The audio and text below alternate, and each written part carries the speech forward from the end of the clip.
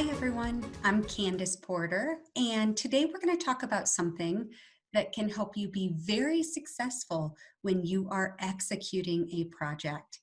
We are going to talk about something called RAID. RAID stands for Risk, Actions, Issues, and Decisions.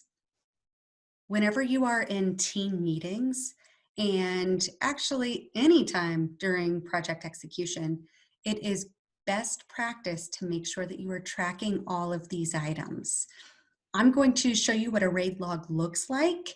It's generally done in Excel or shared somewhere on the cloud where all team members have access to it.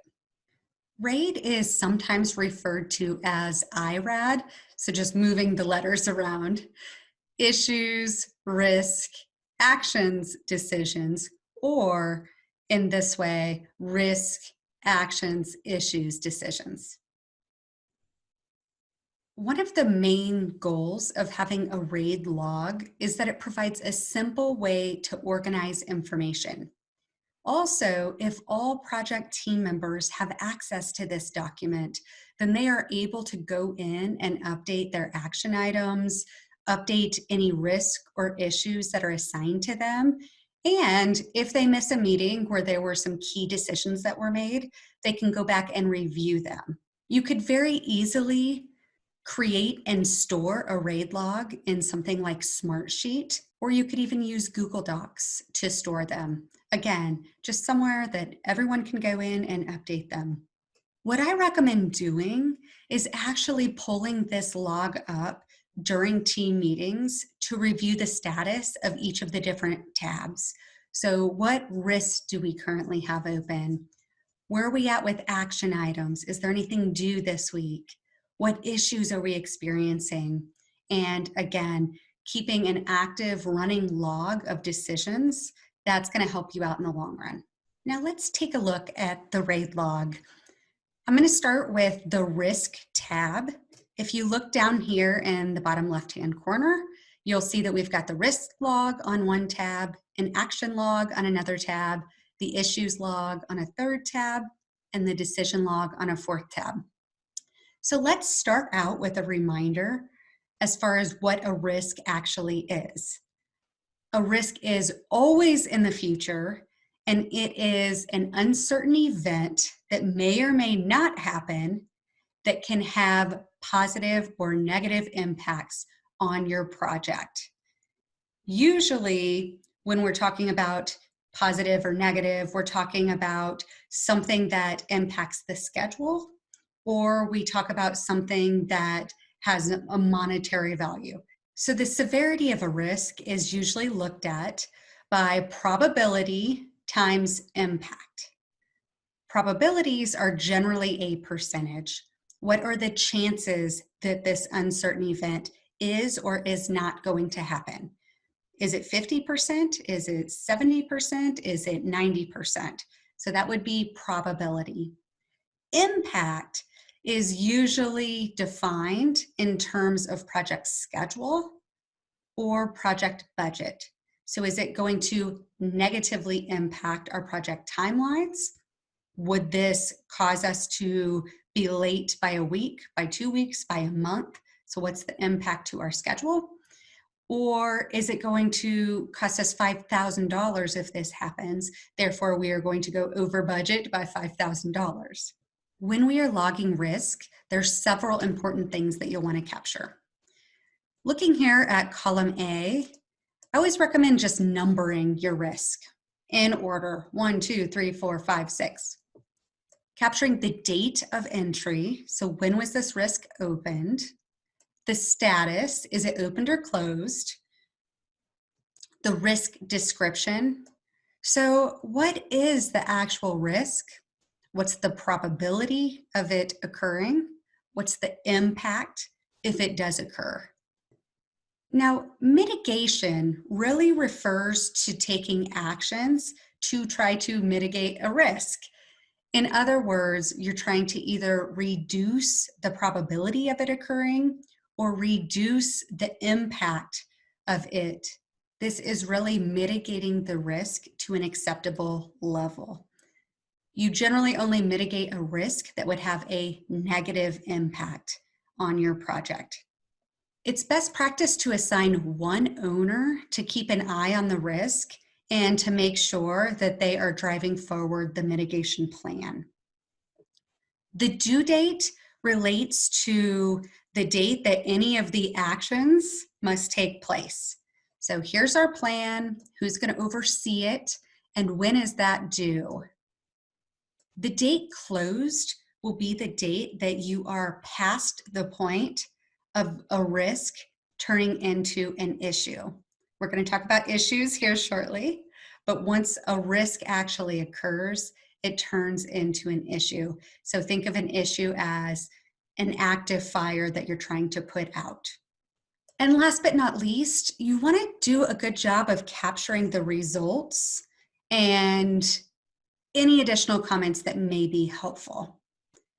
The RAID log will be a document that should be archived once your project is closed out so that future projects can go back and refer to it and make sure that they are thoroughly addressing anything that may occur in the future relating to their risk, actions, issues, decisions. Now, let's take a look at an action log. An action item can come out of any meeting, any interaction with team members. It's basically when someone is being asked to do something or deliver something by a certain date. Again, this first column, just number your actions in order, the date that it's being entered into the log. The next column, coming up with a thorough description of what is expected relating to the action item. The owner, so who is expected to deliver on this particular action item, when it is due by, the status, so is this something that is a work in progress, sometimes referred to as WIP? Is it on hold or is it complete? If it's complete, what date was it completed by? And then any results or comments relating to where this action item ended up when it was closed out. Now let's take a look at the issues log. As I mentioned earlier, a risk is an uncertain event that may or may not occur. If it does occur and it is going to negatively impact your project, it then turns into an issue. So an issue is actively occurring. It's actively impacting your project in a negative way. So a mitigation plan is associated with a risk so that you can try to reduce the probability or the impact to the project. An issue is associated with a contingency plan. So once you are actively dealing with an issue, the contingency plan is what are we going to do to make sure that this issue gets resolved? You will see, similar to the other two tabs, we're going to number our issues. We're going to capture the date that it's entered into the log. The status of it, is it open? Is it on hold? Is it closed? The priority. So you'll see here that this is a drop-down menu and that you can label the priority as critical, high, medium, or low. In order to really define what each of these mean, I recommend that when you are creating your project management plan, which is created in the planning phase of a project lifecycle, that you clearly define what makes up a critical, high, medium, or low issue as far as the priority goes. So it's critical if it is going to cost us X number of days in the schedule. It's high if it's going to cost us X number of dollars in the budget. So I highly recommend that you clearly define how these are prioritized so that the team is all doing it consistently. So the next column, what is the description of the issue? Be as thorough and specific as possible in this section. Now the contingency plan is What specifically are we going to do to make sure that this issue gets resolved? Who is the owner of overseeing the contingency plan and making sure that it's driving forward? What is due as far as the actions associated with the contingency plan? When is this issue closed out? And again, the results and comments should be very specific in regards to how this was resolved. This is going to be extremely helpful for future projects that are looking back to see how you dealt with things. Also, little tip, if you're actively dealing with an issue and you know that past RAID logs were archived within your organization for similar projects, it may be worth going back and looking at them to see if anyone experienced a similar issue, and if so, how did they go about resolving it? Was it successful? Last but certainly not least, we've got the decision log here.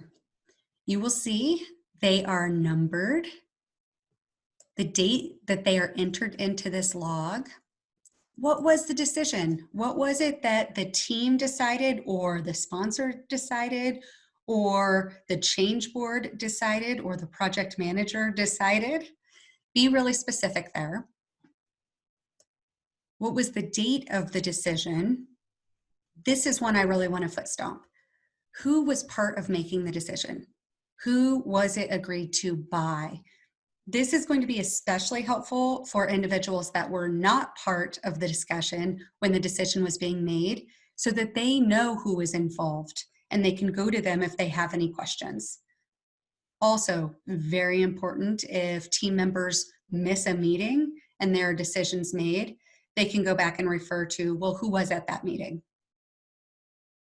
Once the decision is made, are there going to be actions required in order to communicate it, to make sure that it's being followed through, that it's being implemented? So putting yes or no here, and then in the comments, being specific about what actions are required is going to be really helpful.